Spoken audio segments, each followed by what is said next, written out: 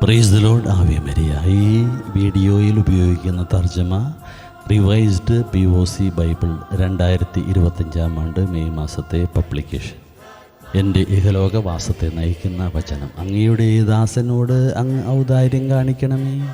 ഞാൻ ജീവിക്കുകയും അങ്ങയുടെ വചനം പാലിക്കുകയും ചെയ്യട്ടെ. എൻ്റെ പിറന്നാൾ വചനം. നീതിമാൻ നേരത്തെ മരിച്ചാലും വിശ്രാന്തി അനുഭവിക്കും. വാർദ്ധക്യം ആദരണീയമാകുന്നത് കാലദൈർഘ്യം കൊണ്ടല്ല, അത് അളക്കപ്പെടുന്നത് വർഷങ്ങളുടെ എണ്ണം കൊണ്ടുമല്ല. മനുഷ്യർക്ക് വിവേകമാണ് നരച്ച മുടി, കറയറ്റ ജീവിതമാണ് വാർദ്ധക്യത്തിൻ്റെ പക്വത. 66-ാം വയസ്സിലേക്ക് കയറുമ്പോൾ അടുത്ത വർഷത്തെ നയിക്കുന്നത് 66-ാം സങ്കീർത്തനം.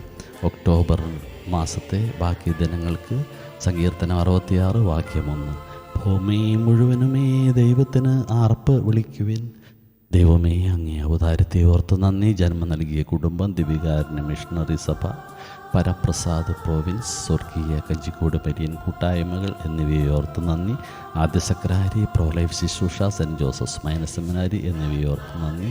വിവേകവും പക്വതയും തരണേ. ഉണ്ണി മാതാവിനോടൊപ്പം ഉണ്ണീശോയെ അനുകരിക്കാൻ, സ്നേഹിക്കാൻ എന്നെ അനുഗ്രഹിക്കണമേ.